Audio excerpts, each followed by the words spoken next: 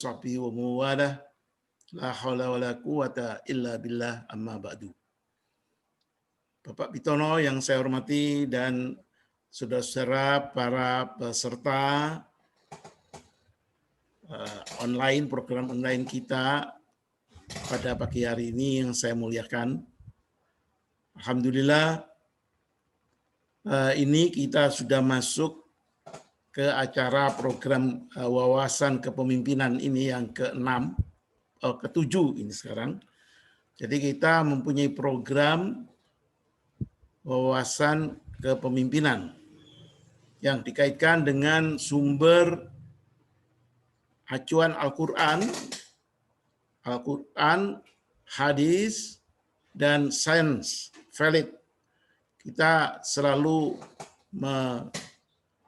mengingatkan bahwa di dalam Islam itu selain yang bersifat wahyu, Al-Quran dan hadis, juga yang bersifat non-wahyu, yaitu sunatullah yang didapatkan dari proses sains dan teknologi, itu juga harus menjadi bagian dari cara hidup kita keseharian.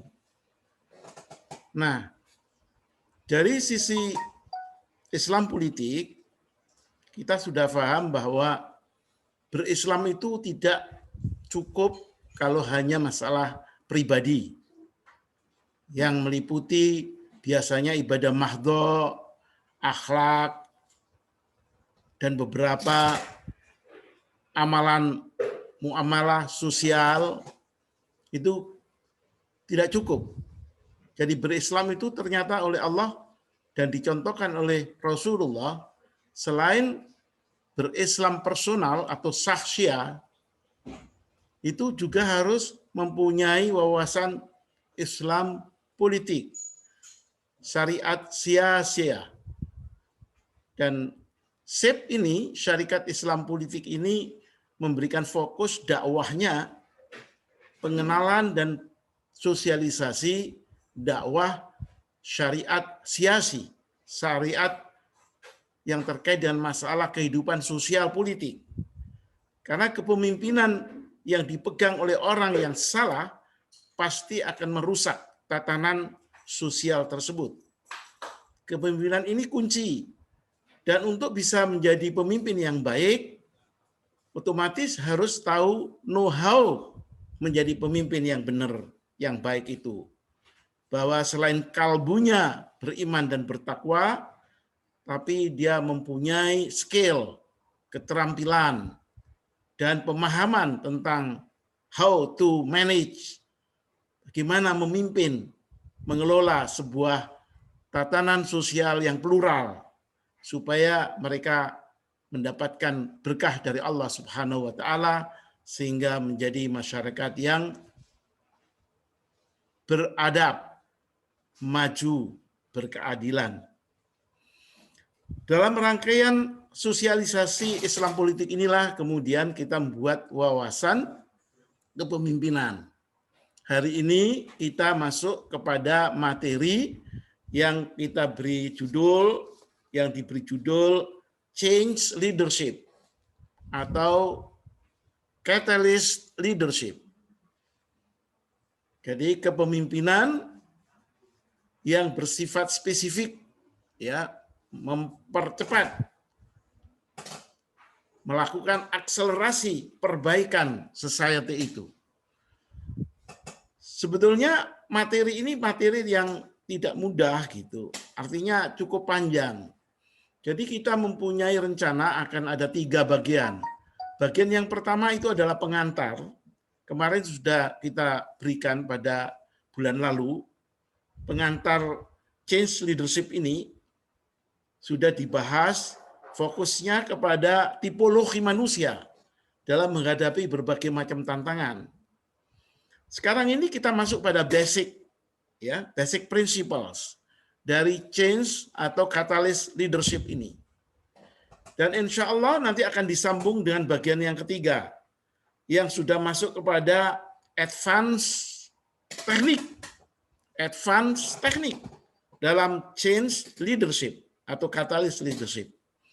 Dan saya bersyukur sekali Bapak Pitono ini sangat berkenan dan meluangkan waktunya di tengah kesibukan beliau memberikan pada kita kesempatan untuk mengetahui pengalaman-pengalaman beliau di dalam masalah change leadership ini. Waktunya sekitar 1 jam, Pak Pitono. Kemudian kita sambung dengan dialog untuk mendalami dari materi ini. Saya kira demikian pengantar saya. Mari kita dengarkan bersama apa yang akan disampaikan Pak Pitono.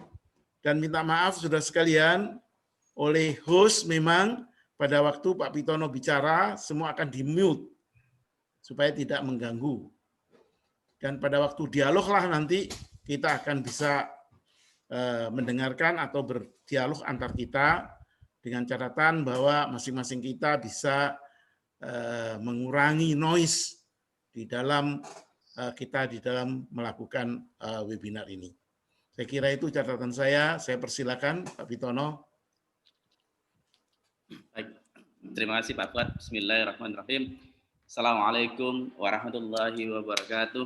Waalaikumsalam warahmatullahi wabarakatuh. Alhamdulillahilladzi arsala rasulahu bil huda wa dinil haqq liyudhhirahu 'ala dini kulli wa lakafa billahi syahida. Asyhadu an la ilaha illallah wa asyhadu anna Muhammadan abduhu wa rasuluh. Bapak Ibu yang saya hormati, alhamdulillah di tengah situasi pandemi yang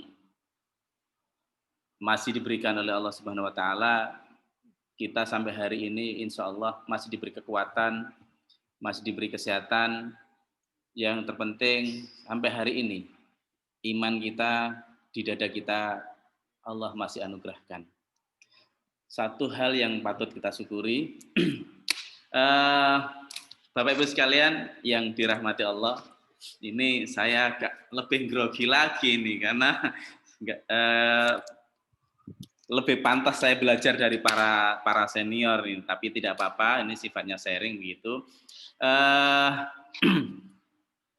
Bapak Ibu sekalian, 2 bulan yang lalu kalau saya tidak salah 28 November kita mulai diskusi kita atau sharing saya. Memang sengaja saya ngambil tema, saya ubah di judul saya itu Anyone Can Be Catalyst Leader. Nah, barangkali sebelum kita memulai, Pak Fuad dan bapak-bapak yang lain, kita bisa recall memori kita, gitu. Ada Pak Kanto juga ini. Kita recall memori kita ketika kita kemarin bicara tentang catalyst leadership atau catalyst leadership. Gitu. Ada yang masih ingat, Pak? Apa kira-kira kemarin itu? Kalau misalkan tidak di mute, mungkin bisa ditulis di chat box. Di chat box, saya nanti pantau. Merecall memori kita, Pak, Bu. Mudah-mudahan yang kemarin tidak sempat join masih bisa ini ya, bisa mereka-reka kira-kira. Apa kemarin kalau kita sedang belajar bareng atau diskusi bareng terkait dengan catalyst leadership. Mungkin Pak, yang kemarin kita bicarakan itu kan fokusnya pada tipologi manusia. Mungkin kalau direview sebentar oleh Pak Pitono mungkin bisa mengingatkan kembali itu sebentar aja, setelah itu baru masuk pada materinya. Iya, pada 2 bulan yang lalu memang saya memulai diskusi itu dengan Anyone Can Be Catalyst Leader, yang mana ada hal yang kemudian kita sampaikan, gitu, atau saya sampaikan. Nah, sebelum agar kita mampu menjadi seorang catalyst leaders, memang ada banyak hal prasyarat yang harus kita lalui. Yang pertama adalah tentu kita mampu mengenali diri kita sendiri. Nah, ketika kemarin mengenali diri sendiri, saya sampaikan dengan pendekatan ilmu neurological dominant. Dan karena ini di sini banyak para dokter, jadi saya pikir ini hal yang sangat biasa bagi beliau-beliau itu. Dan ternyata ini adalah preference yang disampaikan oleh neurological dominant. Jadi kita punya kecenderungan dari sisi gabungan antara prefrontal cortex sama right hemisphere, lalu left hemisphere, lalu di lower brain kita. Nah, rupanya itu kemudian membuat semua orang punya kecenderungan di 4 hal ini. Ada yang cara berpikirnya adalah spontaneous, kemudian reasoning, specific, dan feeling. Nah, ini minggu atau 2 bulan yang lalu. Nah, ini yang bisa digambarkan sedikit tentang kalau kita melihat secara karakter gitu ya. Orang reasoning biasanya suka mengkritik, realistis, rasional, suka fakta, itu orang reasoning. Nah, orang spontaneous biasanya memang spekulatif, berpikir besar, suka tantangan atau suka petualangan. Gitu. Orang spesifik punya kecenderungan dia prosedural terencana, jadi mulai A sampai Z itu harus tertata.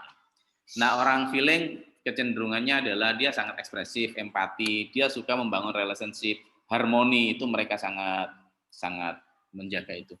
Nah, dalam percakapan orang reasoning itu suka menggunakan data, objektif. Biasanya kata yang digunakan seringkali logis. Nah, orang-orang spontaneous biasanya menggunakan kiasan, kadang tersamar. Kata yang digunakan biasanya potensi, konsep, dan seterusnya. Nah, orang spesifik, dia pasti akan menggunakan data dan lebih detail. Bicara dan kalimat panjang, kata yang digunakan ini aman, perencanaan, dan proses. Itu selalu dia sampaikan. Nah, beda dengan orang feeling yang ketika dalam percakapan, dia pasti menggunakan perasaannya. Dia subjektif. Jadi, dia ini orang yang enak banget diajak, dicurhatin, kira-kira gitu. Nah, saya lanjut. Nah, ini. Nah, ternyata dari yang kemarin itu, kemarin kita juga sudah melakukan semacam assessment, rapid assessment kepada peserta yang kemarin hadir atau audien yang hadir, ada di posisi mana atau yang kecenderungan dominannya ada di mana, sudah kelihatan. Tapi kalau misalkan skornya 15%-an ke bawah, itu biasanya memang dia low. Kalau 16-25% itu medium, 26-35% itu high. Lalu 35% ke atas itu very high. Nah ini. Jadi kalau kurang dari 15%, ini level kenyamanannya memang rendah dan biasanya Anda lebih suka untuk tidak terlibat dalam kegiatan yang membutuhkan gaya berpikir tersebut. Lalu kalau yang di 16-20% itu memang sedang. Jadi Anda merasa nyaman menggunakan gaya berpikir, tetapi bukan gaya yang Anda sukai. Nah, beda kalau di range antara 26-35%, itu memang tinggi. Jadi Anda menikmati tugas dan kegiatan yang mengharuskan Anda berpikir dengan cara ini. Mereka memotivasi dan memberikan Anda energi. Nah, skor dalam rentang ini menunjukkan bahwa gaya berpikir ini melebihi semua orang lain. Nah, kalau di atas 35%, itu artinya very high. Jadi orang lain akan tahu ini tentang Anda dan itu mendefinisikan pribadi Anda. Misalkan kemarin Ustadz Fuad itu di atas 35%, jadi beliau udah langsung tahu kalau beliau ini orang reasoning banget kan, kira-kira begitu. Nah, apa pentingnya ketika kita tahu profil dominan kita atau yang seperti ini tadi? Jadi ini kemudian memudahkan kita untuk melakukan komunikasi lebih baik sebagai seorang katalis leader dengan melakukan pendekatan neurodominan. Nah, seperti tadi kita sudah lihat. Nah, ketika misalkan ini ada di misalkan ini kan spontaneousnya tinggi 33%. Lalu potensial blind spotnya itu kan ada di 19%.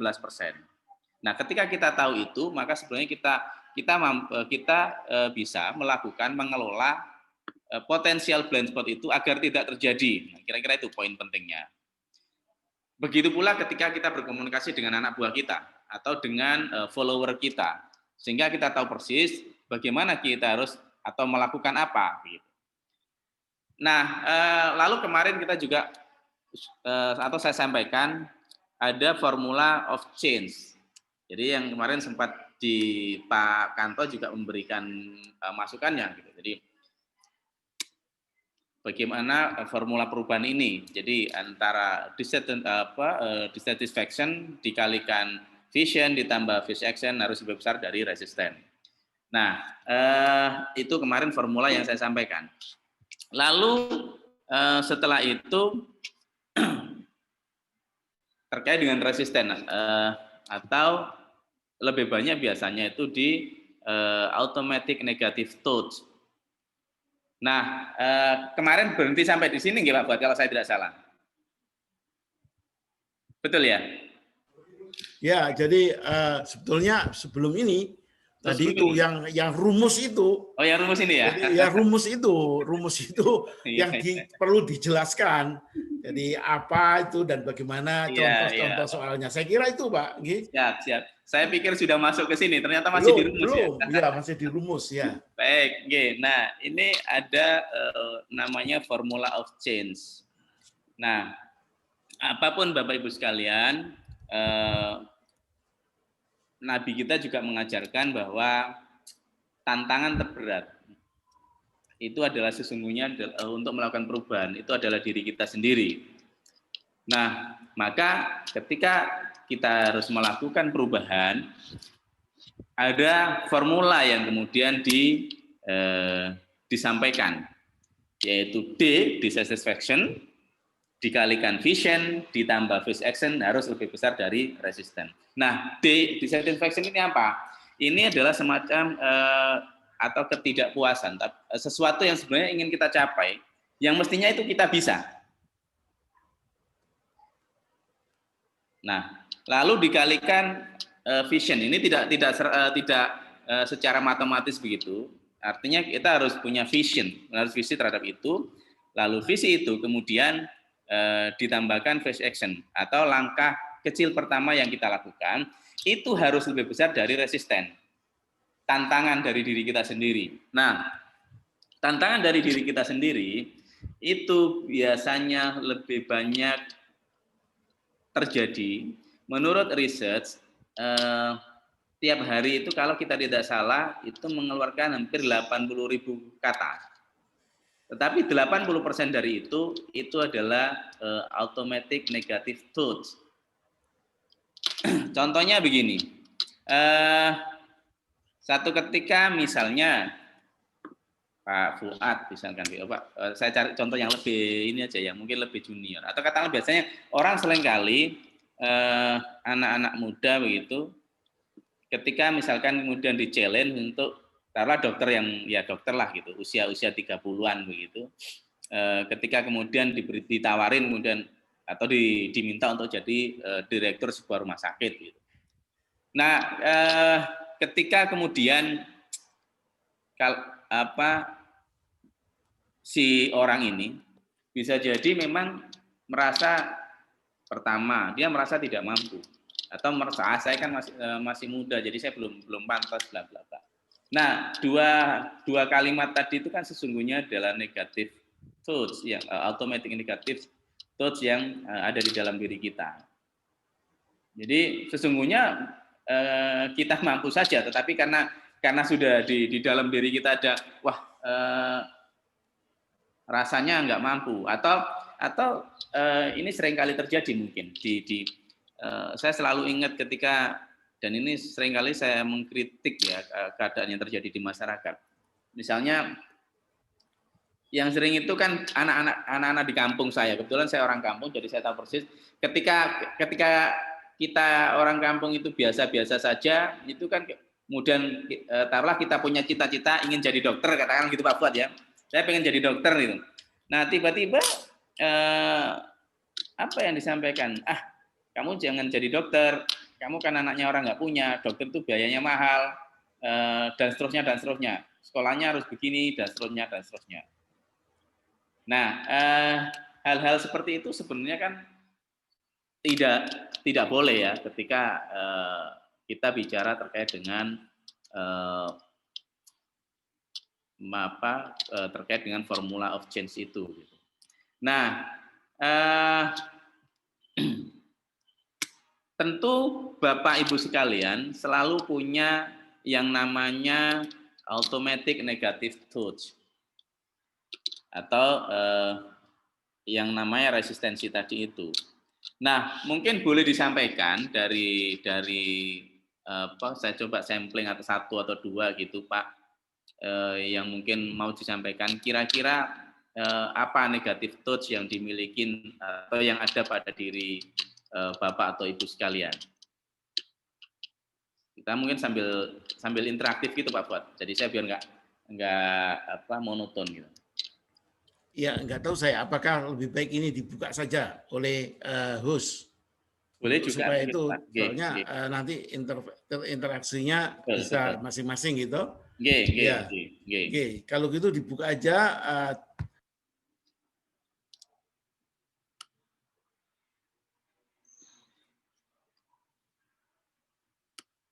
Monggo.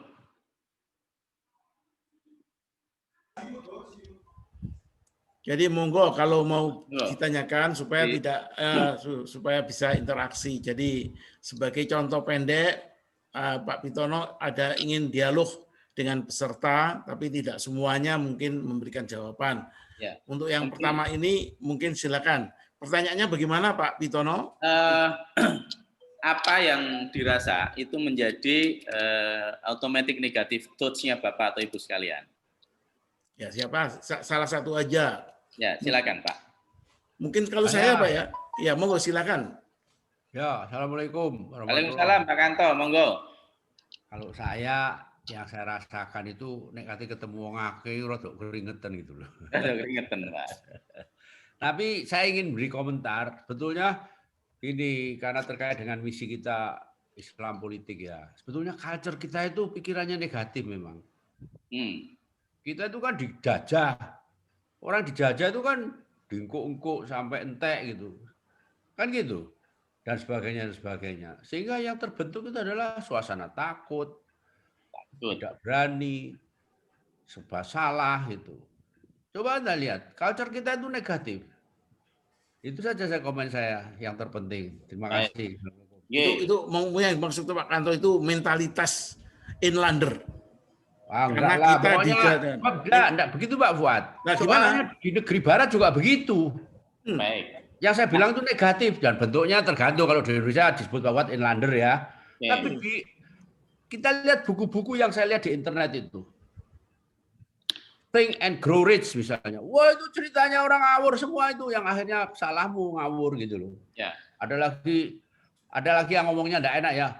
How to avoid fuck gitu ya kan. Maksudnya fuck dalam tanda petik itu ojo nyeneni wong tok ngono lho. Nah, jadi tidak hanya pada kita, Pak.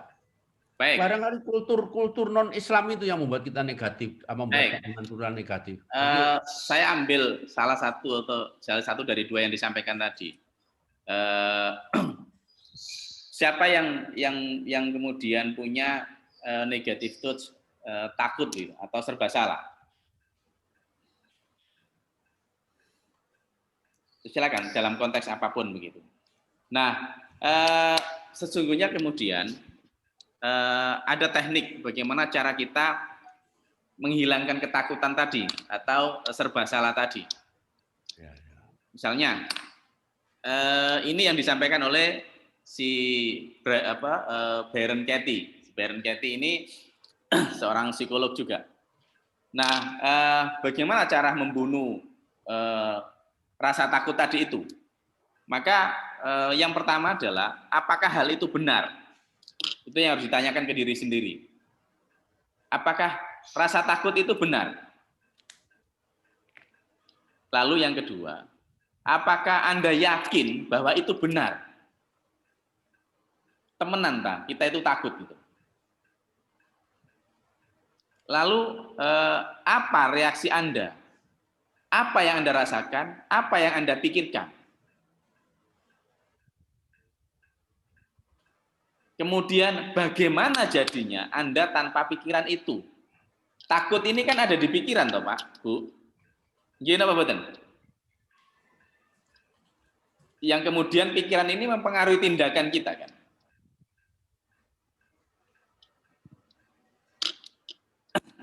Nah, kemudian yang kelima, sekarang dibalik. Bagaimana jadinya Anda tanpa pikiran itu? Apa reaksi Anda? Apa yang Anda rasakan? Apa yang Anda pikirkan tanpa pikiran itu? Atau tanpa pikiran takut itu? Apakah Anda yakin bahwa itu benar tanpa pikiran takut itu? Apakah hal itu benar? Sesederhana itu sesungguhnya cara kita membunuh itu. Tetapi apakah serta-merta kita bisa langsung membunuh itu? Belum tentu juga, Pak. Ada proses kadang-kadang. Nah, dari teknik ini mungkin tadi Bapak Ibu merasakan. Coba dipraktekkan masing-masing dalam dirinya sendiri, nanti kemudian di-sharingkan. Satu aja yang sharing. Jadi, apakah kalau negatif thought-nya misalkan serba salah, gitu. Apakah serba salah itu benar? Oke. Lalu yang kedua, apakah Anda yakin bahwa serba salah itu benar? Lalu yang ketiga, apakah reaksi Anda, apa yang Anda rasakan, apa yang Anda pikirkan dengan serba salah itu? Lalu bagaimana jadinya Anda tanpa pikiran serba salah itu?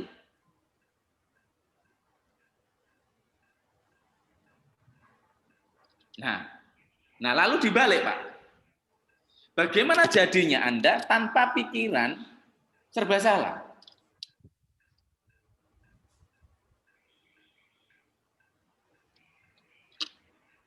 Sampai ke yang satu. Ada yang berkenan sharing? Gantian ini loh, Bu Rika itu loh. Oke, monggo. Bu Rika on enggak? Monggo On Bu tadi. Rika. Monggo, Bu. Atau Pak Bakarman, Pak Ahmad Bakarman. Monggo, Abah.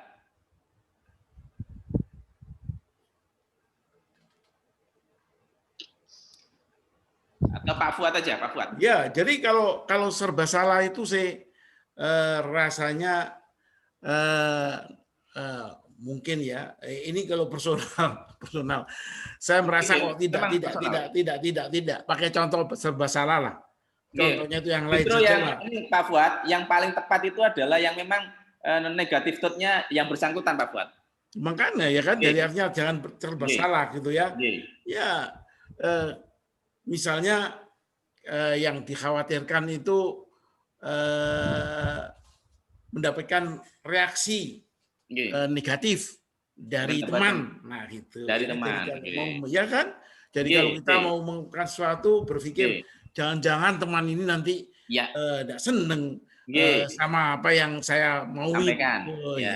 Itu bisa kadang-kadang muncul dan itu membuat kita berpikir mempunyai cara berpikir yang harus disolusi ya kan, diatasi.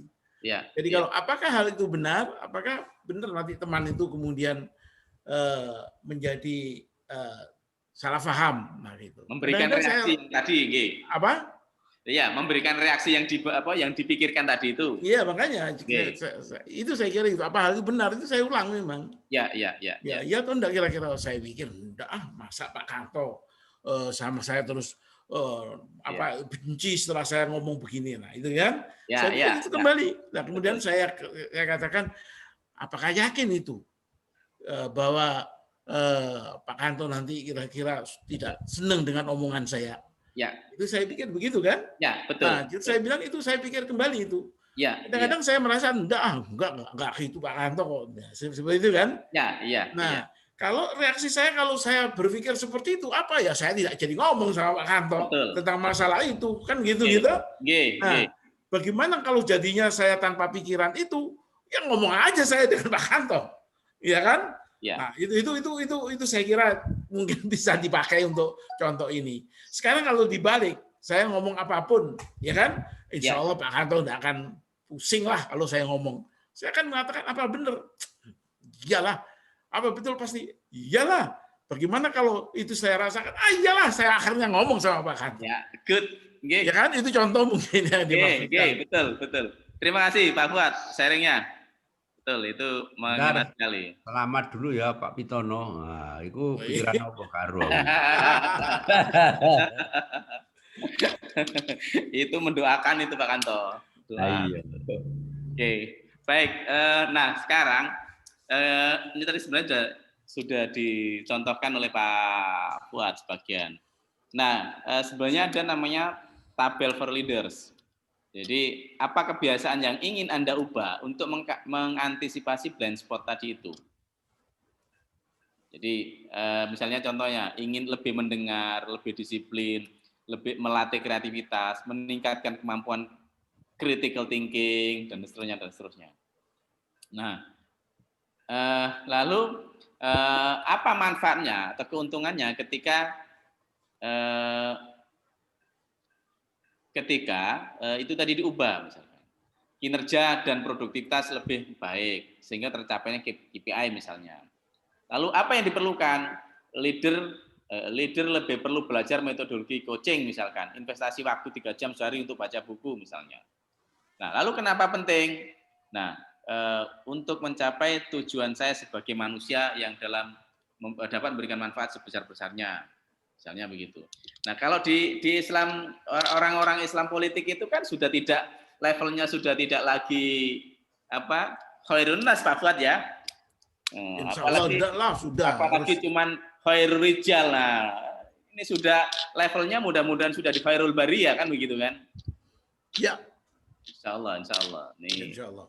mudah-mudahan kita semua ada di level khairul bariyah. Nah,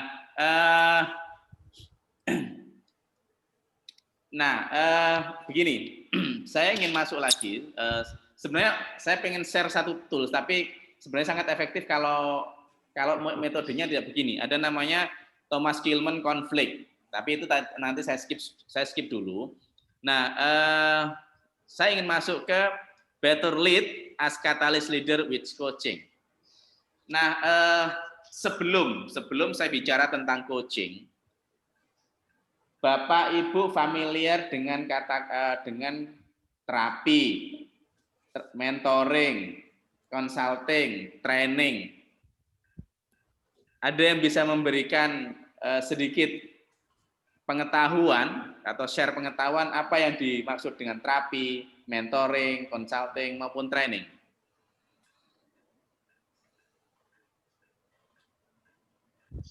Monggo. Terapi, consulting, apalagi mentoring. Mentoring, training. Ya.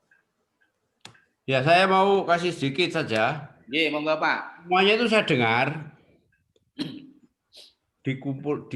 datang dari beberapa orang dengan latar belakang posisi ataupun pendidikan. Iya. Kalau dokter itu cenderungnya yang ngomong itu terapi lah gitu. Terapi. Kalau yang yang misalnya kayak psikolog itu biasanya konsultasi gitu. Konsultasi. Atau yang mentoring itu yang saya zaman mahasiswa itu mentor Anda gitu. Itu aja yang pernah saya dengar. Cuma ya di dalam ilmu kedokteran sendiri memang ada terapi, dan ada konsultasi, dan ada mentoring lah barangkali. Terima kasih. Ye. Ada yang lain Pak? Dari Bapak Ibu yang lain? Sebelum saya mengantar ke training ke coaching. Ini sudah bisa dibuka masing-masing loh, nggih. Jadi siapa nggih? Monggo yang mau kontribusi. Sharing saja Pak, Bu, monggo. Tadi kalau Pak mungkin ini Pak Pitono, ini jangan lupa loh, tadi itu sudah kena program tadi itu. Ya, bagaimana kalau ada ketakutan, takut menyinggung lah itu sudah berlaku itu di sini itu. Jadi takut salah apa itu.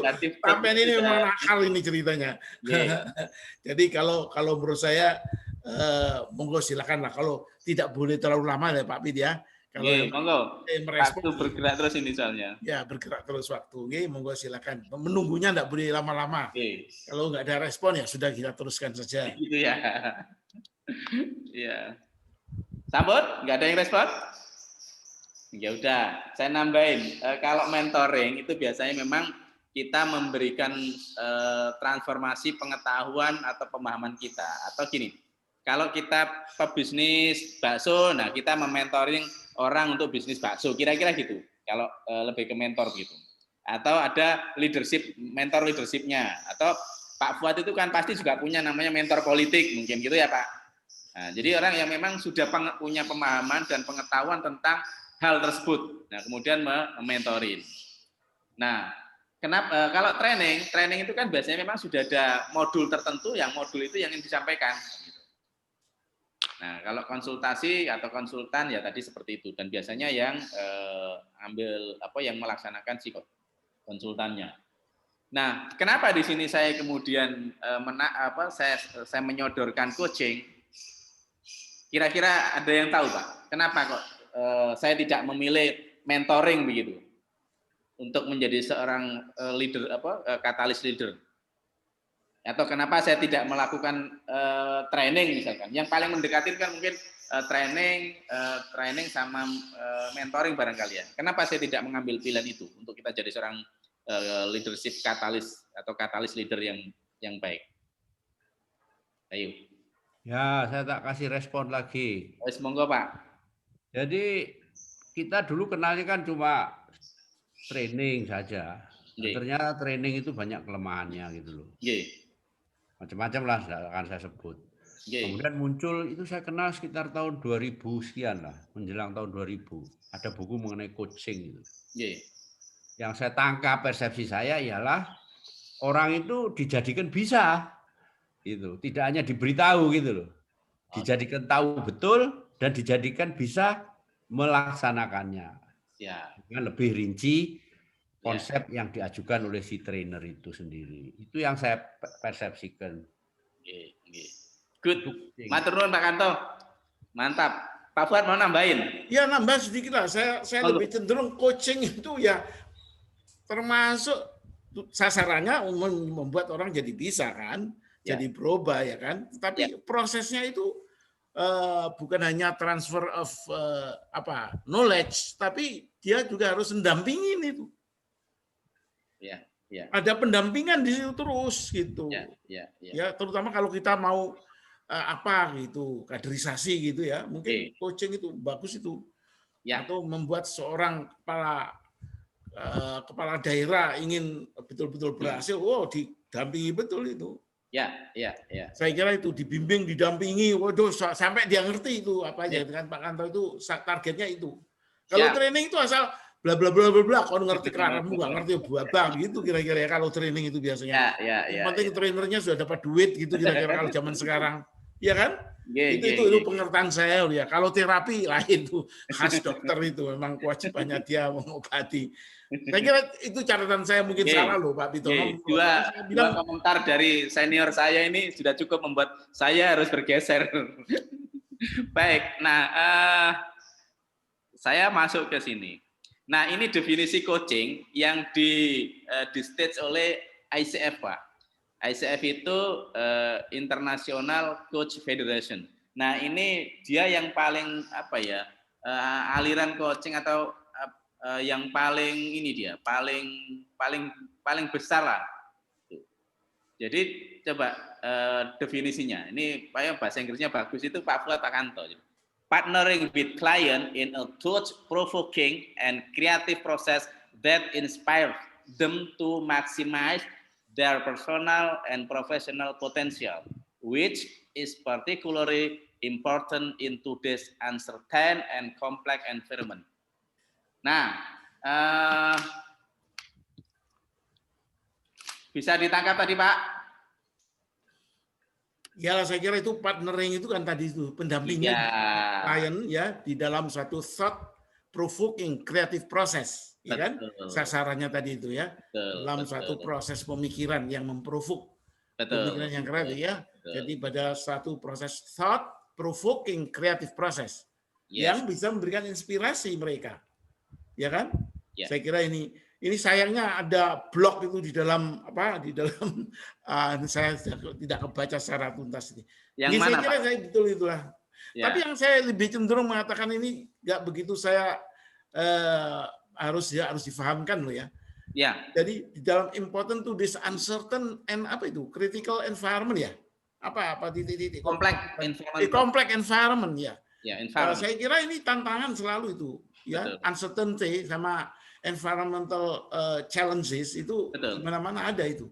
Ya. Jadi ya. si pendamping ini upayanya apakah memang kepada ini untuk membuat uncertainty itu menjadi certain, dan kemudian complex environment itu dia bisa mengurai ya complex environment menjadi satu yang dia menjadi yakin akhirnya dia do something. Saya kira mungkin itu ya yang dimaksudkan ini. Betul, karena kata kuncinya adalah di thought provoking.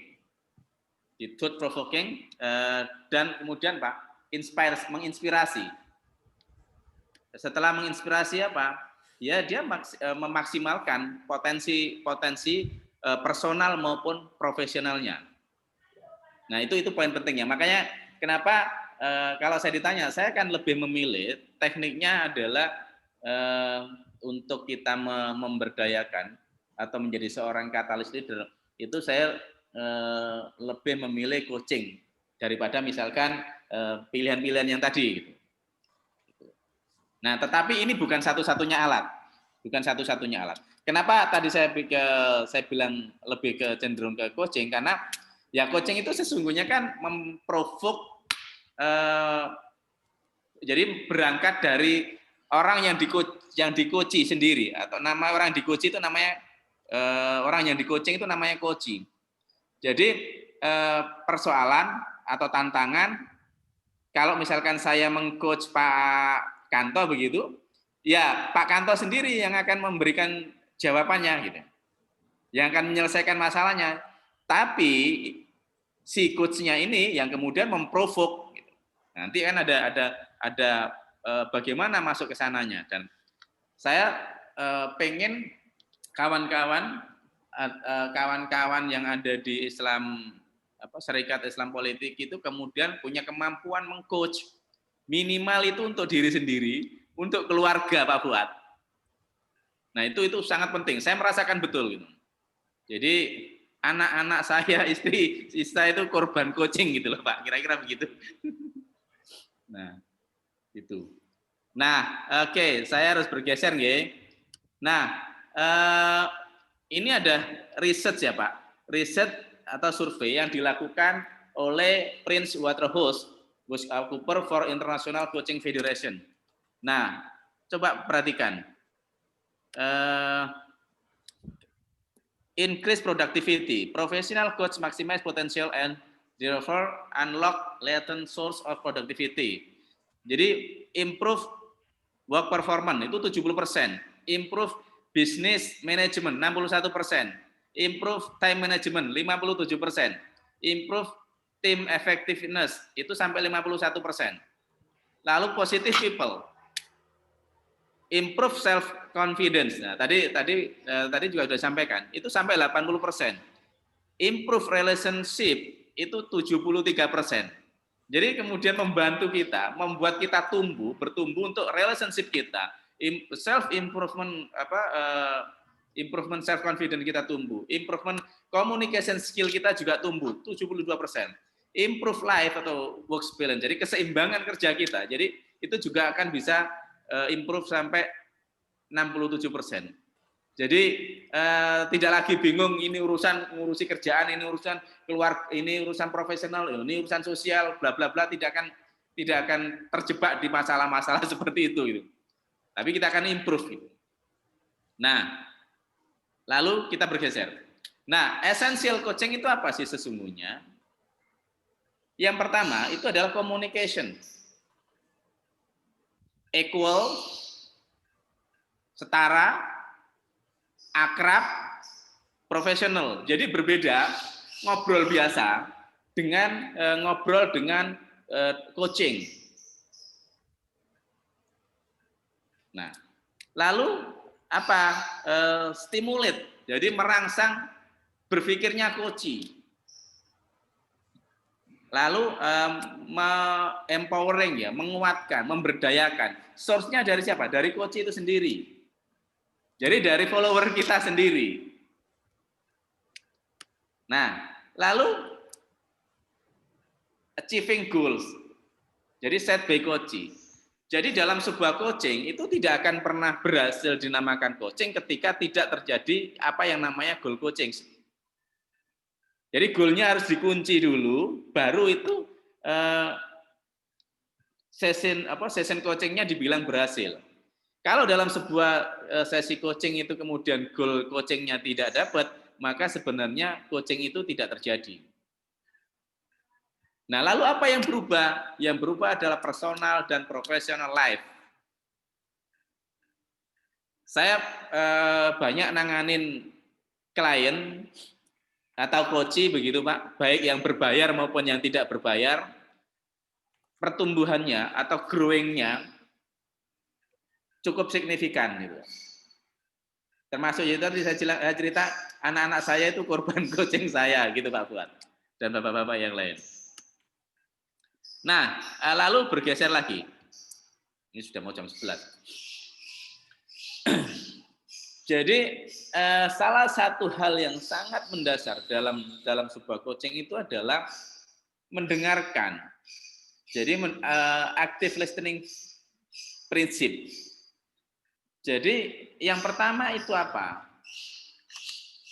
Yang pertama adalah people are okay as there are. Jadi ya, lalu yang kedua apa? People already have all the resources to achieve what they want. Jadi semua orang itu memiliki resources sendiri di dalam dirinya untuk mencapai apa yang mereka inginkan sesungguhnya. Nah, persoalannya adalah yaitu tadi di depan kita sudah bilang bahwa seringkali ada yang namanya resistance. Nah, resisten itu lebih banyak adalah automatic negative thoughts, maka itu harus dibuka. Coaching sesungguhnya akan membantu membuka layar-layar itu. Nah, lalu yang ketiga apa prinsipnya? People always make the best choice. Jadi orang itu selalu membuat pilihan terbaik yang mereka bisa pada saat ini. Ini husnudon banget gitu. Lalu yang keempat apa? Every behavior has a positive intent. Jadi setiap perilaku itu memiliki niatan yang positif. Lalu yang kelima apa? Change is inevitable. Jadi perubahan itu tidak bisa dihindari. Nah, ini kan kita seringkali mendengar perubahan itu tidak bisa dihindari. Segala sesuatu itu pasti berubah kan kira-kira begitu. Nah, lalu yang kedua apa? The power of open-ended question. Dalam teknik coaching itu nanti ada pertanyaan-pertanyaan yang tidak boleh ada pertanyaan-pertanyaan tertutup. Pertanyaan-pertanyaannya adalah pertanyaan-pertanyaan yang harus powerful dan terbuka gitu. Misalkan what do you want misalkan. Apa yang Anda inginkan atau why is it important to you? Kenapa hal tersebut penting? Kemudian how would you know that you got it? Misalkan. Bagaimana Anda tahu ketika hal tersebut tercapai misalkan. Nah, ada ilmunya memang. Bagaimana membuat pertanyaan-pertanyaan yang provokatif, membuat pertanyaan-pertanyaan yang sangat terbuka, dan kemudian itu mampu membangun sebuah kesadaran. Nah, menurut ICF itu ada 8 kompetensi yang harus dimiliki seorang coach. Yang pertama itu dasarnya, foundationnya adalah demonstrates ethical practice, embodies a coaching mindset, lalu di co-creating the relationship, lalu establish and maintain an agreement. Jadi harus disetit kalau orang mau mengcoaching itu. Ini di sesi coaching ya, bukan sesi ngobrol-ngobrol ngoten. Karena itu menjadi kunci. Nah, lalu yang keempat adalah cultivate trust and safety, maintenance, present. Nah, tentu begitu. Lalu yang ketiga adalah communicating effectively. Jadi komunikasinya efektif banget. Bahkan nanti di dalam sebuah teknik coaching itu bisa jadi si coach-nya itu juga nggak banyak ngomong, bahkan malah diem. Tujuannya apa? Memberi kesempatan kepada coach untuk berpikir.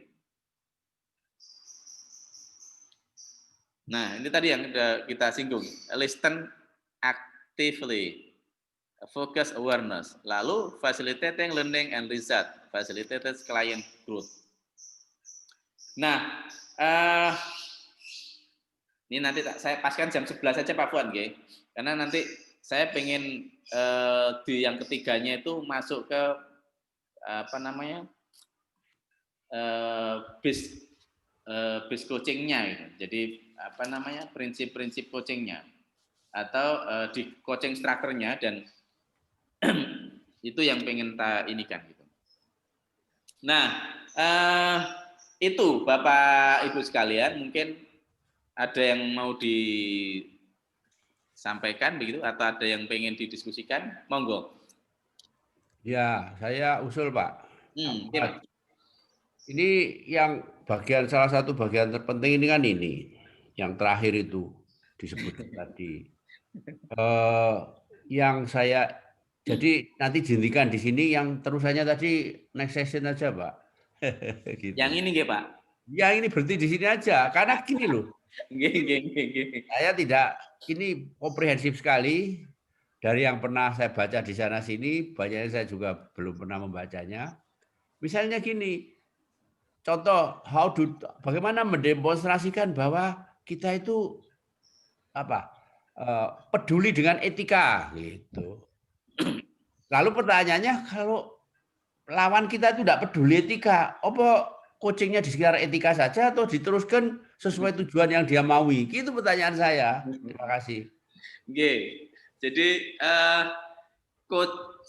jadi tidak semua orang itu bisa di coaching Pak Kanto. Jadi orang itu bisa di coach asal memang dia sudah coachable atau sudah coachable. Oh iya. Jadi tidak bisa kemudian, artinya kalau misalkan orang itu belum coachable, memang harus di awareness dulu.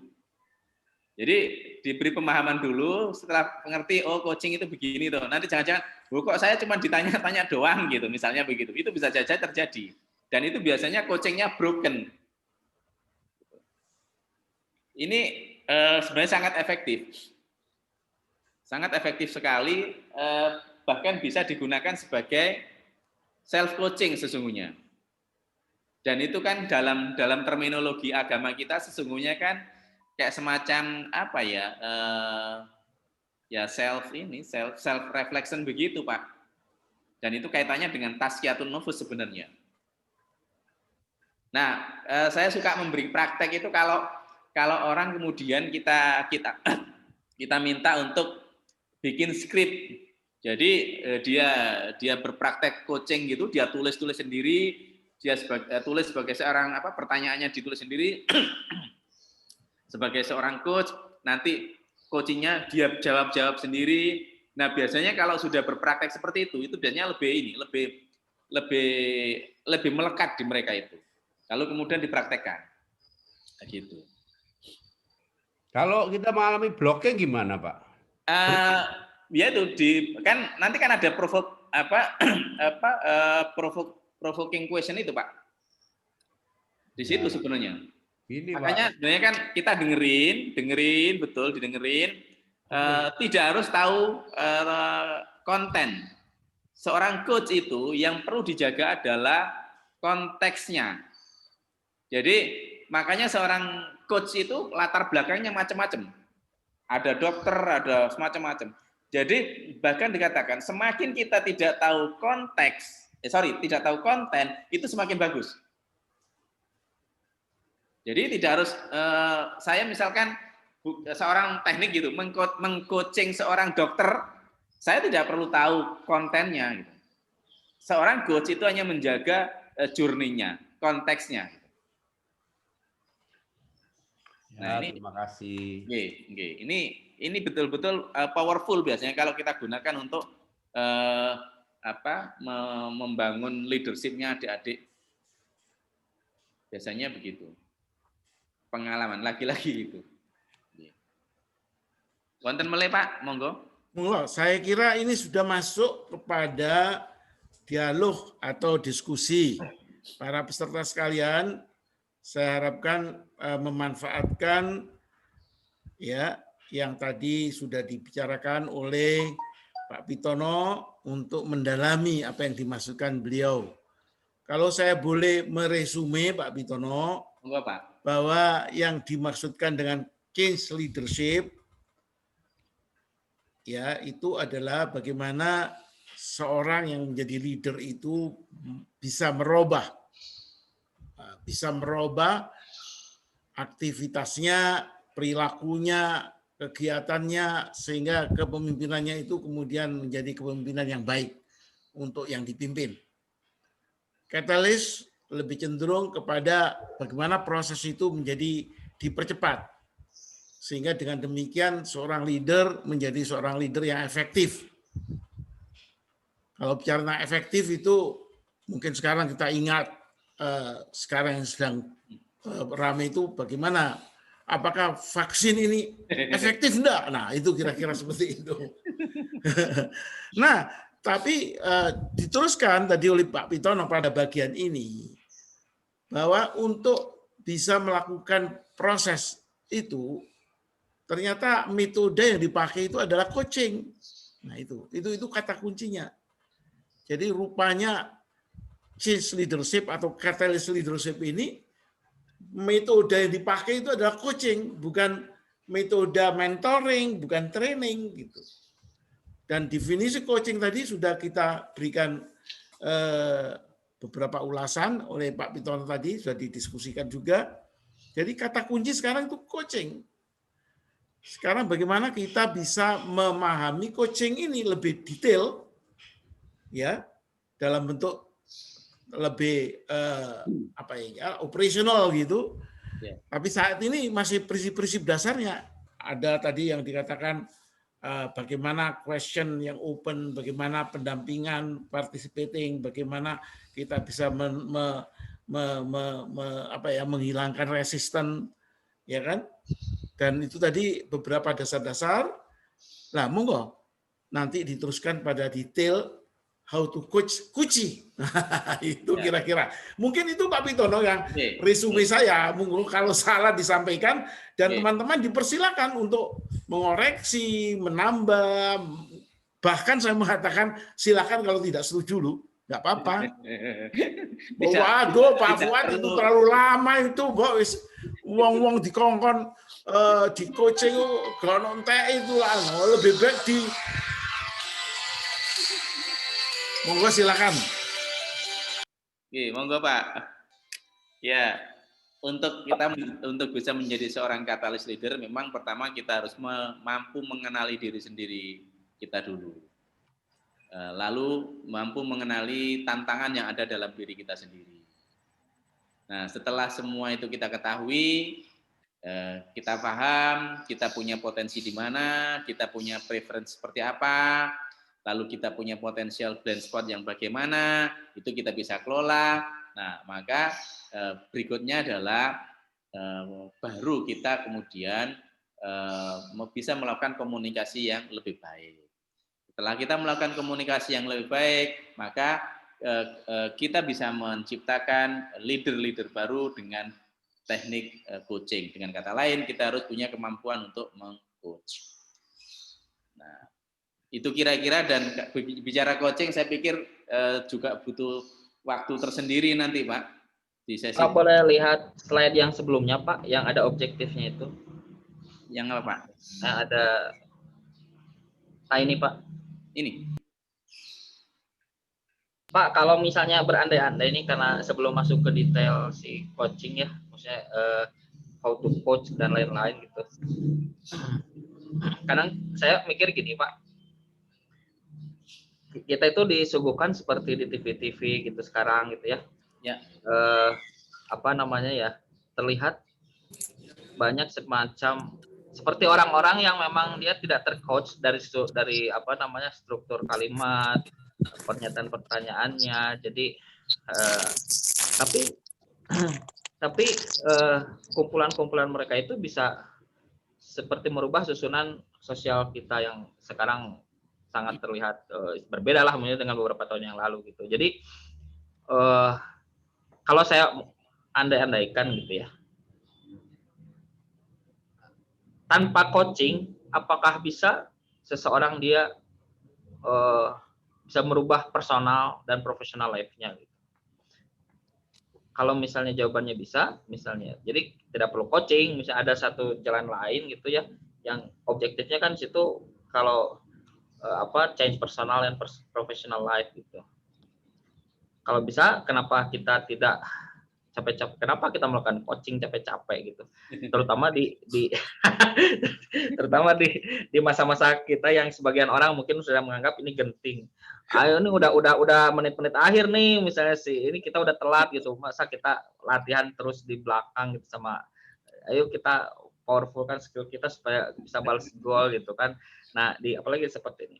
Yang kedua, kalau misalnya bukan misalnya sebetulnya, ada nggak kalau dalam perspektif yang seperti itu, ada nggak sesuatu yang reliable gitu yang bisa kita andalkan sebetulnya untuk katalis itu kan mengkonversi lah ya Pak ya gitu ya. Ya. Itu ada nggak sesuatu yang reliable bahwa coaching ini bisa menjadi faktor menjadi leader itu menjadi katalis gitu. Ada yang bisa diandalkan atau ada cara lain nggak selain ada? Jadi kita harus memberikan sebuah alasan yang bisa kita pegang kuat bahwa coach ini adalah salah satu atau satu-satunya bahkan yang bisa merubah itu gitu. Itu aja sih Pak. Semoga bisa dipahami Pak. Ada unek-unek itu aja sih sebetulnya sebelum ke how to coach gitu. Karena saya mikir ini zaman udah kayak gini gitu, terus kita masih mikirin soft skill, terus masih mikirin hal-hal yang oke gitu. Kita udah puluhan tahun saya kira belajar itu di kampus, di akademis gitu ya. Cuman faktor yang perlu jadi yang prioritas buat kita sekarang itu apakah itu ataukah lebih ke arah teknis-teknis pengintegrasian kekuatan umat dan lain-lain. Saya mohon maaf kalau agak nggak nyambung. Kalau itu Pak Pitono. Baik. Ya, saya nyambung Pak. Iya, monggo. Saya nyambung ini, Pak Chandra ini pertanyaannya bagus ini. Jadi Pak Chandra itu mengajak kita itu gak kesuwen kan coaching itu. Sepertinya kok time consuming itu coaching itu ya. Apalagi kalau yang tadi contohkan adalah saya meng-coach istri. Betul Ustaz, betul. Ya kan gitu Pak Chandra ya? Betul Ustaz, betul. Iya, jadi ada cara lain lah. Tapi saya kira itu Pak Chandra, menurut saya kita harus membedakan itu antara change leadership yang dibawakan Pak Pitono ini dengan change yang termasuk dengan perubahan society, social change. Theory of change ada di dalam buku-buku itu, terutama dalam sosiologi itu, theory of change itu dikaitkan dengan masalah society. Untuk merubah society itu kita pakai metodologi yang lain, tidak mungkin society itu di-coach. Dan yang terjadi di negeri ini adalah terjadi proses itu tadi, perubahan society dengan itu tadi. Melalui birokrasi, melalui leadership, melalui tadi dikatakan seperti pembiasaan oleh advertensi, oleh segala macam social communication, social medsos. Nah, jadi itu saya kira itu tidak masuk dalam coaching itu. Ingat saya, pikiran saya loh ya. Mungkin saya salah itu Pak Pitono. Jadi pertanyaan Pak Chandra ini penting sekali. Kita harus membedakan antara coaching dalam pengertian yang bersifat personal. Jadi yang di coach itu mungkin kalau leadernya ya mungkin ya kepala desanya lah gitu. Ya. Untuk society-nya yang di coach. Ya. Jadi yang di coach itu kepala desanya supaya desanya makmur, adil, ojo dikorup itu harta benda rakyat di desa yang sudah melarat itu. Seperti itulah kira-kira. Jadi itu sudah masuk dalam proses yang saya mengatakan masuk dalam bidang lain itu yang disebut sebagai theory of change, theory of social change. Saya nggak tahu ini apa yang tadi dipikirkan oleh Pak Chandra, mungkin monggo Pak Pitono yang bisa memberikan jawaban. Silakan. Itu pertanyaannya Mas Chandra itu pertanyaannya SIP itu Pak. Jadi bagaimana kemudian SIP membangun sebuah formulasi strategis kan gitu kan. bahkan aliansi bahkan kolaborasi strategis kan begitu. Ya nampaknya saya akan sedikit menarik diri dari apa yang saya sampaikan begitu ya, Mas Chandra. Kalau coaching yang sebenarnya sedang saya sampaikan ini adalah salah satu tools untuk bagaimana seorang leaders mampu menghasilkan leaders baru sebenarnya. Katalis leadership itu kan dia tidak hanya menjadi seorang leader yang memang adaptif terhadap perubahan, mampu membaca perubahan dan tapi juga menciptakan seorang leader yang mampu beradaptasi terhadap perubahan dan mampu merespon perubahan itu kan, kira-kira begitu. Tadi Pak Fuad sudah sedikit agak nakal. Memang saya itu punya keinginan. Ketika saya punya kemampuan coach itu sebenarnya saya itu gemesnya itu pengen coaching justru anggota-anggota DPR, wali kota, gitu-gitu tuh, eksekutif, pokoknya yang gitu-gitulah. Itu akan berbeda sebenarnya. Jadi barangkali kita memang harus memetakan diri untuk mengambil peran-peran di mana peran kita paling optimal. Jadi biarlah kemudian patsel-patsel perubahan itu gambarnya itu masing-masing dipegang masing-masing. Bisa ditangkap ya maksud saya, Mas Chandra? Bisa, hanya saja semakin menangkap, semakin membuka pertanyaan pada pandangan yang baru gitu. Tapi dilanjut saja, Ustaz. Nah, insya Allah sudah bisa nangkap, Ustaz. Oke, lalu yang kedua, apakah coaching ini menjadi satu-satunya tools? Bukan. Ada banyak tools tadi kan, ada mentoring, ada training, yang lain-lain tadi itu. Tapi kenapa kemudian saya menyodorkan dalam tanda petik coaching? Karena coaching itu berangkatnya ya dari potensi yang di coaching gitu loh. Jadi dari coachingnya. Sehingga kalau accountability-nya itu ada pada personal yang di coaching atau pada coaching-nya, ya itu berbeda dibandingkan kalau dan data-data tadi kan juga sudah menunjukkan ketika orang di coaching itu kemudian apa yang bertumbuh, berapa persen bertumbuhnya, dan itu research yang membuktikan. Jadi ibarat pendekar gitu, ya kalau sudah punya senjata golok, pedang, nah mungkin ini tombak atau apa gitulah istilahnya. Jadi itu semakin memperkaya sesungguhnya. Dan ya itu tadi highlight saya, coaching itu efektif karena memang apa ya? Karena memang accountability-nya ada di coaching gitu.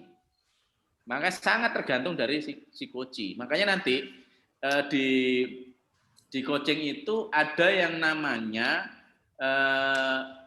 di struktur coaching structure itu ada namanya setting destination. Di setting destinasi itulah sesungguhnya di situ orang kemudian kuncinya coaching itu berhasil atau tidak.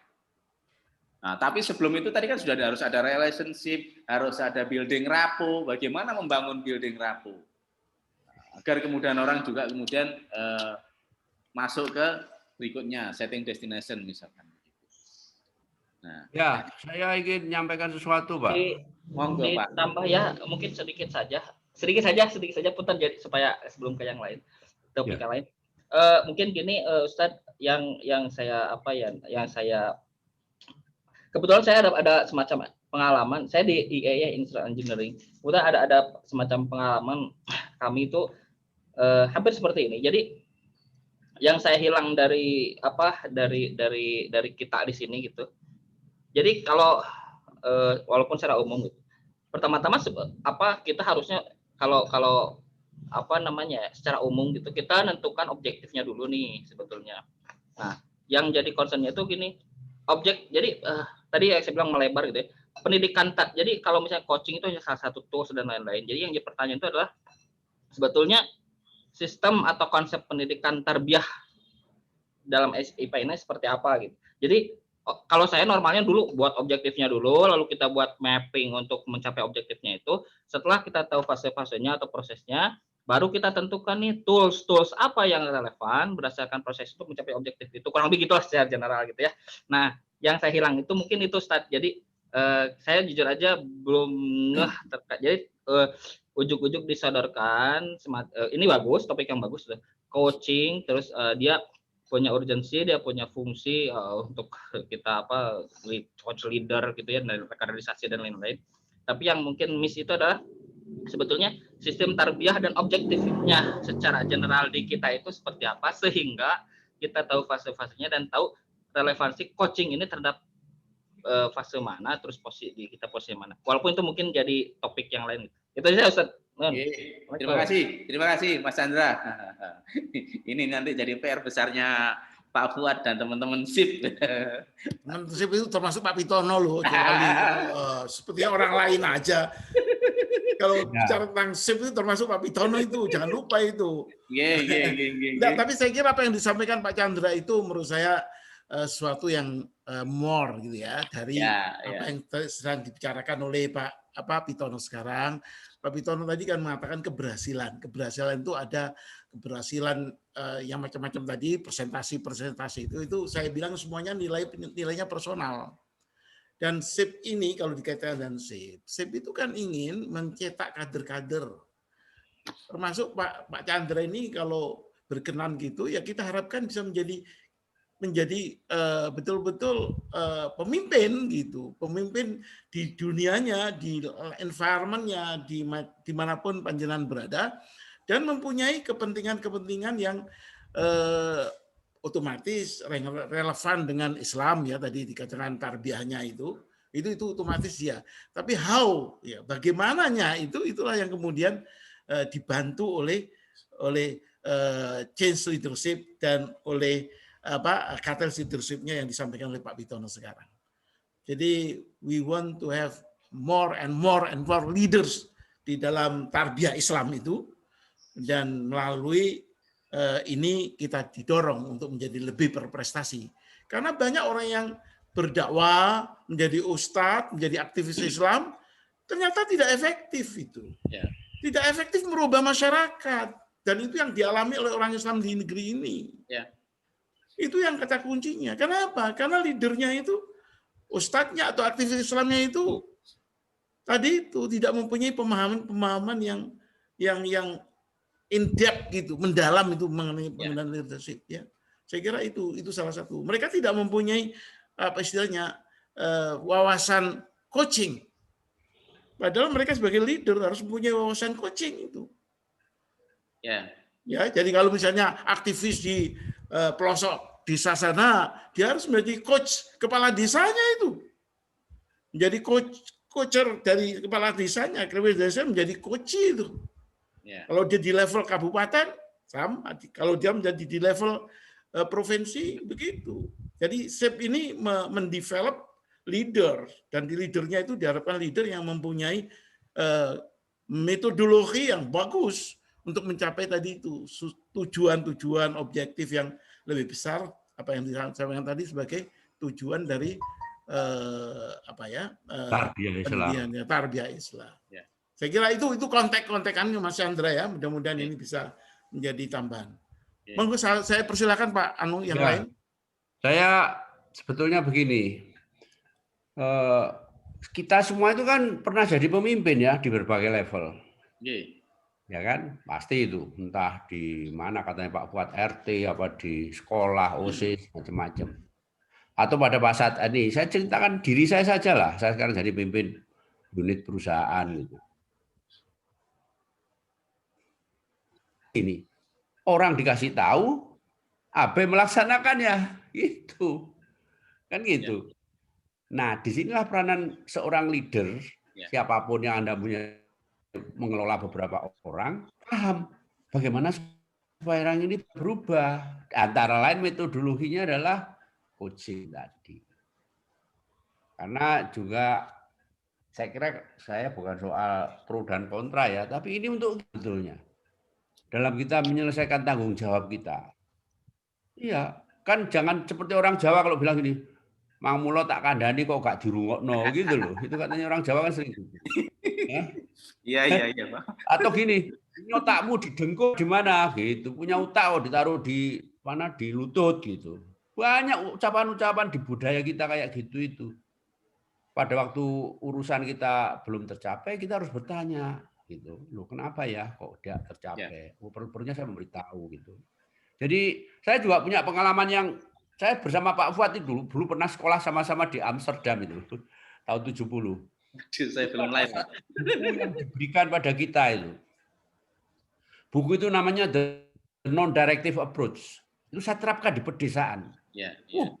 Bergerak itu satu desa itu. Saya tinggal kipas-kipas tangan aja, ya, nggak usah merentang ngalor ngidul. Itu rakyat itu lari sak karpe dewe sudah. Ya dulu sih namanya yang saya kenal Non-Directive Approach. Tidak tahu Pak Fuad masih punya enggak bukunya itu. Nah, gitu. Jadi saya kira coaching, kalau kita punya cita-cita yang besar atau di lingkungan yang sekeliling kita, ya metode coaching itu harus perlu kita perhatikan gitu. Karena intinya katanya orang Inggris, how to get across to the mind of our people what's it going on and how to solve it gitu kan. Gitu. Jadi perlu seperti gini loh, salah satu contoh ya, saya ingat di dunia saya kesalahan coaching itu misalnya. Sebab coaching itu baru muncul sekitar tahun 2000-an itu saya baca itu. Sebelumnya itu advice gitu ya, supervision tapi technical itu. Jadi misalnya di bidang kesehatan itu banyak itu supervision tapi teknis. Tapi bagaimana supaya dia bisa melakukan teknis itu dengan bagus, dengan kemauan hati lah itu loh. Nah itu kalau sudah itu terkena, berhenti kita nge-coach, dia cari sendiri itu sudah. Itu pengalaman saya. Jadi saya gas sampai hatinya sepakat yang mau dilakukan atau yang harus dia selesaikan problemnya, caranya bagaimana dia sudah setuju, ya itu. Jadi itulah kurang lebih ya. Jadi Pak Chandra, saya kira maksudnya bagus, Bapak punya cita-cita baik, ya toh, tarbiyah Islamnya. Saya cuma mau bilang di tarbiyah Islamnya itu pendekatannya kognitif, ya toh, ataukah behavioral gitu loh. Yang mana saya nggak tahu itu. Nah itu harus ditinjau di situ. Iya, betul. Maaf gitu. Assalamualaikum. Salam. Terima kasih Pak Fuad Kanto. Ini semakin menarik ini. Jadi betul. Pendekatan which one most close to objective. Ya, ini Pak Gimin tadi mau ngomong ini, Pak Gimin. Pak Gimin tadi rupanya, silakan Pak Gimin. Monggo. Burika, habis ini Burika loh ya. Nah, ini Burika ini balik ikut tapi belum dengar suaranya saya. Monggo Pak Gimin. Ya, mikir kok terlalu apa ya? Ya bukan terlalu ya. Jadi kalau saya kok to the point saja, bagaimana kita ini bisa melakukan sesuatu kepemimpinan yang arahnya itu bahwa kita nanti itu akan mempunyai orang-orang yang duduk di atas sana itu adalah orang Islam yang betul-betul jujur dan punya kemampuan sehingga bisa memberikan suatu kemakmuran pada rakyat kita itu gitu. Jadi itu yang ya sebenarnya perlu kita pikirkan bagaimana kepemimpinan yang kita diskusikan itu gimana mengarah kepada menghasilkan suatu dalam waktu singkat, bukan dalam waktu nanti sekian tahun lagi, dalam waktu singkat supaya itu sudah kita nanti itu punya kepemimpinan yang betul-betul kita cari, kita coach, kita macam-macam sehingga nanti itu betul-betul bisa menghasilkan yang memang yang jadi pemimpin itu orang memang mampu, jujur. Nah itu tuh. Kalau walaupun jujur, kalau tidak mampu ya tidak bisa. Pemimpin itu memang harus punya kemampuan tinggi dan jujur lah. Nah kalau dia punya kemampuan tinggi dan jujur, seluruhnya itu begitu akan membawa Indonesia itu ke arah yang itu. Sebab apa toh? Indonesia kan punya sesuatu yang luar biasa loh. Apa saja itu kita punya. Kenapa kok kita tidak bisa makmur? Karena apa? Tergantung pada cara memimpinnya yang belum rasanya luar saya itu belum ngarah ke sesuatu yang profesional gitu ya. Itu loh. Jadi waduh ini tidak tahu bagaimana kita mikir gitu loh. Kita mikirnya itu teori-teori apa yang atau teori-teori kepemimpinan yang itu untuk suatu level-level yang tingkatnya apa begitu dan itu masih percaya. Tapi kalau kita ini mikirnya itu bagaimana kita sekarang itu menggerakkan organ kita itu supaya kepemimpinan yang menentukan nanti dipegang oleh orang Islam yang betul-betul kita teliti, jujur, betul di dalam segalanya.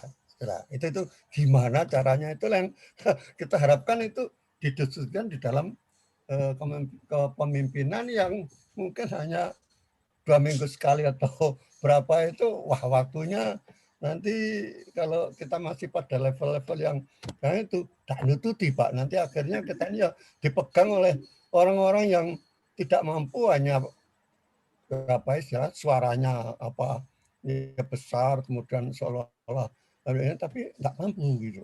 Ya. Jadi itu gimana Pak nanti caranya itu, barangkali Pak Fuad ini yang dulu itu sudah memikirkan kok, makanya memikirkan kepemimpinan di dalam Islam di dalam artian bukan mengganti negara, tapi arahnya itu mengganti pemimpin kita yang NKRI sebagai orang Islam yang betul-betul punya kemampuan dan jujur, itu saja. Salah satu contoh ya, misalnya saya mikir itu ya, kemampuan jujur itu gimana ya. Waduh itu saya kira semuanya udah tahu ya. Jadi itu udah kira-kira sudah begitu. Kemampu itu ya. Gimana Pak Fuad nanti itu organisir untuk itu, bukan enggak kalau yang tingkat belajar kepemimpinan yang menurut buku ini ya masih belum to the point Pak. Nah itu selesai Pak. Ya ini Pak Gimin ini ngajak macam-macam ini. Padahal kita itu ingin ngajak enteng-enteng saja ini. Jadi begini ceritanya, Pak Gimin, kita bikin sesuatu yang berbeda macam-macam. Ini apa yang disampaikan sekarang ini adalah satu kepemimpinan yang sudah bersifat personal gitu ya, yang kepada para teman-teman yang sudah menjadi pemimpin gitu untuk sadar gitu. Yang dikatakan Pak Chandra tadi sudah mulai masuk kepada suatu level yang keadaannya lebih makro gitu ya, dengan bahasa-bahasa yang halus gitu ya, tarbiyah Islam dan seterusnya. Nah, saya ingin tahu, ingin memberikan apa ya catatan sedikit. Kalau tadi Pak Gimin mengatakan bagaimana Indonesia itu punya pemimpin yang definisi beliau paling sederhana saja, yang ngerti Islam lah, yang jujur lah, yang tahu teori-teori pembangunan lah, sehingga dan profesional lah, sehingga dengan demikian negeri ini menjadi negeri yang bagus karena resources ada di sini. Saya kira itu catatannya itu begini Pak Gimin. Kalau dari pendekatannya Pak Pitono saja, kalau pendekatan Pak Pitono bagaimana saya itu kalau bisa mengajak Pak Pitono ya mengekuc lah itu bos-bos yang di atas sana lah. Bagaimana bos-bos di sana itu mau menjadi kuci, terus kucernya itu adalah Pak Pitono lah gitu. Tapi itu kok nggak nyampe gitu loh ceritanya, belum nyampe ke sana. Dan saya hanya ingin ingatkan bahwa yang namanya kepemimpinan di tingkat nasional, prosesnya itu Pak Gimin, prosesnya itu biasanya melalui partai politik. Jangan lupa itu. Partai politik inilah yang sebetulnya yang mempunyai kewajiban untuk melakukan kaderisasi, apakah melalui metode macam-macam, training, coaching, sehingga calon-calon eksekutif, legislatif, yudikatif di dalam level nasional itu mereka betul-betul mempunyai misi yang kita harapkan. Jadi kalau kita tarik mundur, ya partai politiknya yang dibenahi itu. Pemimpin partai politiknya yang dibenahi. Nah gitu. Lah kalau partai politiknya sendiri mempunyai visi yang jauh dari Islam, ya repot juga kita, kebentur di situ, Pak. Jadi ini nanti sudah memerlukan satu pembahasan yang tersendiri. Mari kita kembali aja kepada apa yang disampaikan oleh Pak Pitono. Kita mereproduksi atau memproduksi banyak pemimpin-pemimpin generasi muda yang mempunyai kemampuan-kemampuan termasuk dalam masalah coaching itu. Saya kira itu catatan saya yang dari Pak Gimin, dan kita tidak boleh lelah Pak Gimin. Ada yang ngurusi A, ada yang ngurusi B, ada yang ngurusi C. Nah ini nggak tahu Pak Pitono ini ngurusi yang nomor berapa ini. Saya kira itu catatan saya. Monggo Tapi- silakan yang lain. Waktunya sudah hampir habis ini. Oke, Waktunya sudah kurang 5 menit lagi. saya tak Nggih. respon Pak Gimin. Tapi saya Monggo. Nggih. sebentar ya Pak. Saya senang sekali itu semangatnya Pak Gimin luar biasa gitu. Tapi begini Pak, ada satu buku, saya lupa yang nulis siapa, tapi judulnya itu The Willingness to Change. Nah di situ itu dia tulis salah satu puisi yang ada di makam di Inggris, apa itu namanya. Nah waktu itu dia bercerita, waktu dia masih muda itu dia punya cita-cita mau mengubah dunia. Tapi ternyata sampai kemudian dia bilang saya nggak bisa. Ketika dia pengen mengubah negaranya, dia pun juga nggak bisa. Akhirnya ketika dia sudah mau meninggal, dia baru sadar bahwa kalau begitu cara mengubahnya adalah memulai dari dirinya sendiri. Poin penting itu sebenarnya di situ. Nah itu yang pertama. Yang kedua, sebenarnya tadi yang juga disinggung oleh Pak Gimin itu, pemimpin yang seperti apa itu sudah dicontohkan oleh Kanjeng Nabi gitu loh. Yang sidik, tablek, amanah, fatona itu. Nah, saya mau bilang bahwa ketika nanti di atasnya leadership coaching itu atau di leadership katalis itu sebenarnya nanti ada namanya agile leadership. Bahasa Inggris saya kurang bagus Pak Fuad, tapi tulisannya itu agile leadership. Jadi itu, wah ini wong barat ini aneh-aneh gitu. Saya bilang, kalian nulis agile leadership gitu. Padahal menurut saya agile leadership itu adalah ya pemimpin yang fatona, ngerti loh. Nanti ada lagi gitu. Tapi mencirikan agile leadership itu yang seperti apa, bla bla bla bla gitu konten nanti. Nah, mudah-mudahan lah saya kok ketika gerakan kita ini kita lebih tata lebih baik begitu, insya Allah kok. Saya tapi tidak tahu perjuangan ini sampai kapan, kan itu yang kita tidak boleh Pak, kita harus tetap menjaga proses itu dan menjaga semangat kita gitu. Mungkin itu tambahan sedikit tadi Pak, monggo. Ya, apakah masih ada yang mau memberikan kontribusi? Ini waktunya kurang 2 menit, masih ada 2 menit. Kayaknya Pak Umar, Pak Abdullah, monggo Pak. Umar sudah mulai ngadeg-ngadeg. Nggih, Pak Umar, monggo ditunggu. Masih di mute itu. Iya, enggak. Mute-nya dibuang, Pak. Dibuka Pak Umar. Anunya Pak, dibuka, anunya mute-nya dibuka. Di unmute. Bagus. Ya, monggo silakan. Assalamualaikum. Waalaikumsalam warahmatullahi wabarakatuh. Alhamdulillah, saya senang sekali Pak mendengarkan Pak Bitono dan di komentari yang demikian abot rasanya gitu ya, yang dibahas.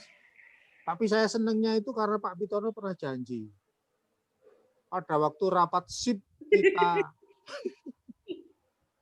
2 bulan yang lalu, itu Pak Bitono janji akan membuat tulisan bersama tim yang nanti akan menampilkan dikemanakan ini SIP ini, terserah maunya SIP bagaimana, nanti Pak Bitono dan kawan-kawan akan merumuskan. Nah ini ditambahi lagi ada perangkat yang menurut saya sangat bagus untuk melanjuti ODLT kalau waktu yang lalu sekarang menjadi lebih operasional lagi menurut saya. Tapi rasanya tidak semua orang bisa kita kesinikan.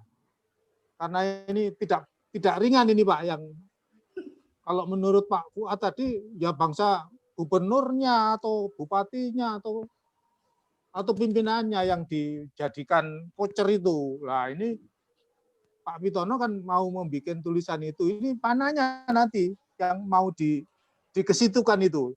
Itu saya yang sangat menunggu nanti kalau itu bisa dihadirkan. Insya Allah SIP ini betul-betul akan sesuai dengan maunya yang diomongkan Pak Fuad tadi itu. Hanya itu aja Pak, saya usul supaya kesampaian yang sudah kita rapatkan yang lalu itu. Matur nuwun. Assalamualaikum. Itu rapat-rapat SIP yang lalu itu enggak usah dibuka di dalam forum ini. Forum ini forum pelatihan pemimpin itu nggih. Jadi nanti itu dibacakan dalam rapat. Yang ditembak tidak bisa semua orang ini, Pak. Yang ditembak siapa ya sebetulnya? Ya orang-orang yang kita anggap bisa menjadi coacher nanti kan itu. Mestinya ya lulusan ODLT plus pengurus yang kita anggap Nah, Ada di situ gitu. Enggak, jadi begini ceritanya. Ini kan program online. Kita tidak bisa menentukan ABC-nya, tapi kita memberikan wawasan. Saya minta saudara memisahkan program-program kita yang bersifat offline dan online. Ini bersifat online dan kita fokuskan kepada materi-materi yang memberikan kemanfaatan pada banyak orang. Itu kata kuncinya. Dan saya bilang apa yang disampaikan oleh Pak Pitono nanti sungguh akan bermanfaat untuk semua orang. Siapapun yang menjadi pendengar dalam program ini insya Allah mendapatkan manfaat. Bahwa coaching itu adalah penting, ya caranya bagaimana, sasarannya bagaimana, targetnya bagaimana, saya kira itu. Jadi ini adalah salah satu dari program SIP yang memang fokusnya kepada untuk everybody yang peduli mengenai masalah pemimpin yang baik dan mau mengembangkan diri menjadi pemimpin yang baik. Sudah sekalian, coaching ini masih belum berhenti, masih ada satu fase terakhir, yaitu advance teknik. Nah, yang saya katakan jadi tentang masalah katalis dan chain leadership ini yang diberikan Pak Pitono ini, mulai dengan pengantar, yang kemudian diteruskan sekarang prinsip-prinsip dasar, dan insya Allah yang akan datang, yang ketiga akan bicara tentang masalah advance teknik untuk bisa berhasil nge-coach seorang coachee atau banyak coachee sehingga sasarannya tercapai. Dan urusan berikutnya, urusan masing-masing kita. Mau nge-coach siapa? Apa istrinya, anaknya, atau juragannya, atau apa, whatever di sasaran kita masing-masing. Jadi kita pisahkan target-target kita. Catatan saya begini Pak Pitono sebagai moderator, tadi Pak Pitono selalu merefer pada Rasulullah. Rasulullah itu sidik, amanah, fatona, sama tabligh. Ya, itu ada pada semua orang. Ada tidak Pak? Mungkin pada semua orang, pada semua leader itu hanya beberapa ada. Tapi yang jelas tablighnya nggak sama Pak. Tablighnya nggak sama. Tablighnya Nabi dengan tablighnya Abu Jahal lain. Abu Lahab lain. Abu Sofyan lain. Jadi kata kuncinya tabligh. Mungkin fatonanya bisa comparable. Ya, fatonanya mungkin ya. Amanahnya mungkin bisa comparable. Ya, itu yang sering orang tidak boleh melupakan itu. Unsur dari Nabi yang tidak dipunyai oleh orang lain selain aktivis Islam yang benar, itu adalah masalah fatonanya. Fatonanya itu tablighnya. Tablighnya ke arah yang lillah, bukan litauhud. wahyu. Lillah.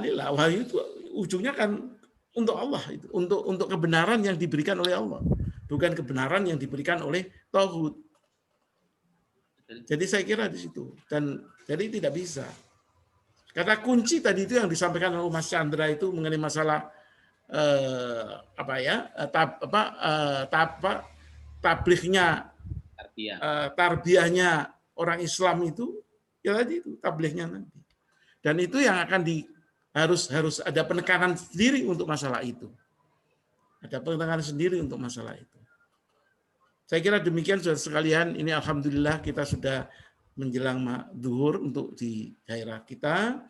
Dan dengan ini saya nyatakan terima kasih, sangat terima kasih khususnya pada Pak Pitono yang dengan susah payah telah memberikan materi yang bagus ini, dan para peserta yang mudah-mudahan mendapatkan kemanfaatan besar dari pelatihan atau bukan pelatihan lah, penambahan atau diskusi wawasan kepemimpinan untuk otomatis tidak bisa lepas dari ya apa yang disebut secara makro kita tablighnya Rasulullah, kejayaan Islam, kejayaan umat Islam, dan kejayaan bangsa negeri kita yang plural melalui metode Islam.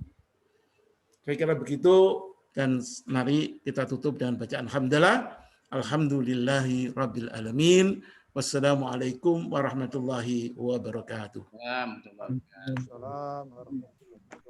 Monggo silakan yang pamit, saya mau pamit, Gi.